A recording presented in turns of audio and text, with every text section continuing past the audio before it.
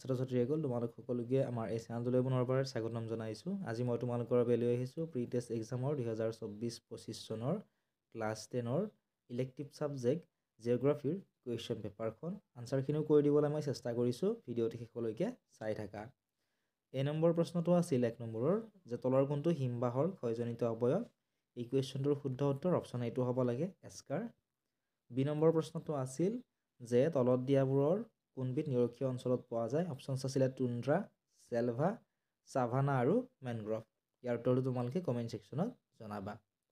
C number প্ৰশ্নটো চোৱা। প্ৰশ্নটো আছিল যে তলৰ কোনটো সেউজগৃহ গেছ। সেউজগৃহ গেছ বুলি যিহেতু কৈছে কুৱেশ্যন নম্বৰ চিৰ কাৰেক্ট এনচাৰটো হ'ব অপশ্যন নম্বৰ ডিত থকাটো জলীয় বাষ্প। নেক্সট প্ৰশ্নটো চোৱা। ডি নম্বৰ প্ৰশ্নটো আছিল যে ইউৰোপ মহাদেশত থকা মুঠ দেশৰ সংখ্যা কিমান। ইউৰোপ মহাদেশত থকা মুঠ দেশৰ সংখ্যা হৈছে 44 অপশ্যন চি হ'ব কাৰেক্ট এনচাৰ। তোমালোকক যদি এই কুৱেশ্যন পেপাৰসমূহ লাগে এতিয়াই তোমালোকে ডেছক্ৰিপশ্যনত দিয়া লিংকসমূহত ক্লিক কৰি আমাৰ ফেচবুক পেজ হোৱাটছআপ চেনেল আদিসমূহত ফ'ল' কৰি ল'বলৈ নাপাহৰিবা। লগতে আমাৰ পেইড টেলিগ্ৰাম গ্ৰুপো আছে, যদিহে বিচৰা তোমালোকে তাতো জইন কৰি ল'ব পাৰিবা। সকলোবোৰ লিংক তোমালোকে ডেছক্ৰিপশ্যনতে পাবা। ই নম্বৰ প্ৰশ্নটো আছিল যে এছিয়া আৰু ইউৰোপ মহাদেশৰ মাজৰ অৱস্থিত পৰ্বতমালাৰ নাম কি। এইটো কুৱেশ্যন প্ৰায়ে আহি থাকে। এছিয়া আৰু ইউৰোপ মহাদেশৰ মাজত অৱস্থিত পৰ্বতমালাৰ নাম হৈছে ইউৰাল পৰ্বতমালা। নেক্সট প্ৰশ্নটো চোৱা। এফ নম্বৰ মাটিকালি হিচাপত ওচেনিয়া মহাদেশৰ দ্বিতীয় বৃহত্তম দেশ কোনখন। মাটিকালি হিচাপত ওচেনিয়া মহাদেশৰ দ্বিতীয় বৃহত্তম দেশখন হৈছে পপুৱা নিউ গিনি। অপশ্যন ডি হ'ব কাৰেক্ট এনচাৰ। নেক্সট কুৱেশ্যন তোমালোকে চোৱা। Question number 2। কুৱেশ্যন নম্বৰ 2টো চোৱা। কুৱেশ্যনটো আছিল যে বতাহে সৃষ্টি কৰা এটা ক্ষয়জনিত অৱয়ৱৰ নাম উল্লেখ কৰা। ইয়াৰ আনচাৰটো তোমালোকে কমেণ্ট ছেকশ্যনত জনাবা। কুৱেশ্যন নম্বৰ 3 আছিল হোৱাট ইজ লিথোস্ফিয়াৰ অৰ্থাৎ স্থলমণ্ডল কি। এনেধৰণে লিখিব পৰা। শিল, বালি, মাটি, খনিজ পদাৰ্থ, পৰ্বত, পাহাৰ, মালভূমি, সমভূমি, উপত্যকা, উপকূল আদিৰ দ্বাৰা গঠিত পৃথিৱীৰ স্থলভাগক স্থলমণ্ডল বুলি কোৱা হয়। স্থলমণ্ডলৰ গুণাগুণ তথা সময়ে সময়ে ইয়াৰ পৰিৱৰ্তন পৃথিৱীৰ পৰিৱেশ তন্ত্ৰৰ অন্য তিনিটা মণ্ডল জলমণ্ডল, বায়ুমণ্ডল আৰু জীৱমণ্ডলে নিৰ্ধাৰণ কৰে। 4 নম্বৰ প্ৰশ্ন কোনখন মহাদেশত গোবী মৰুভূমি অৱস্থিত। গোবী মৰুভূমি এছিয়া মহাদেশত অৱস্থিত। 5 নম্বৰ প্ৰশ্ন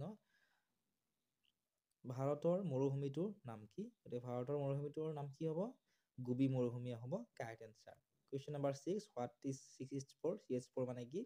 CH4 মানে আমি মিথেনক বুজো। ঠিক আছে। নেক্সট প্ৰশ্নটো চোৱা। প্ৰশ্ন নম্বৰ 7। প্ৰশ্নটো আছিল সৰলবৰ্গীয় অৰণ্য অঞ্চলৰ অৱস্থিতি লিখা। 8 নম্বৰ প্ৰশ্নটো আছিল আফ্ৰিকা মহাদেশৰ চাহাৰা মৰুভূমিত অৱস্থিত দুখন দেশৰ নাম লিখা।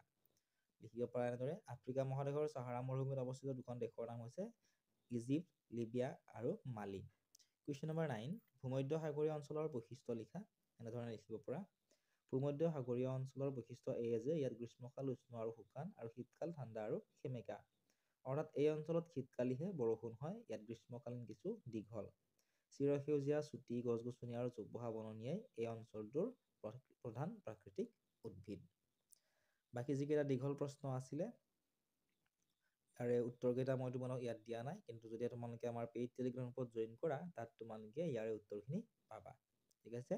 যদি বিচৰা তোমালোকে আমাৰ পেইড টেলিগ্ৰাম গ্ৰুপত জইন কৰি ল'ব পৰা। তাত তোমালোকে 5000+ MCQ pre board exam, half yearly এক্সামৰ অল ডিষ্ট্ৰিক্টৰ কুৱেশ্যন পেপাৰ লগতে আনচাৰসমূহো তাত তোমালোকে পাবা। গতিকে এতিয়াই তোমালোকে জইন কৰি লোৱা। সকলোবোৰ লিংক তোমালোকে ডেছক্ৰিপশ্যনত পাবা। কিবা যদি তোমালোকৰ ডাউট থাকে বা সুধিবলগীয়া আছে কমেণ্ট ছেকশ্যনত সুধিব পাৰিবা। আন কোনো ডিষ্ট্ৰিক্টৰ যদি কুৱেশ্যন পেপাৰৰ আনচাৰৰ ভিডিঅ' লাগে কুৱেশ্যন পেপাৰখন তোমালোকে আমালৈ হোৱাটছআপত পঠিয়াই দিবা। আমি তোমালোকক আনচাৰখিনি কৰি হোৱাটছআপতে দি দিম।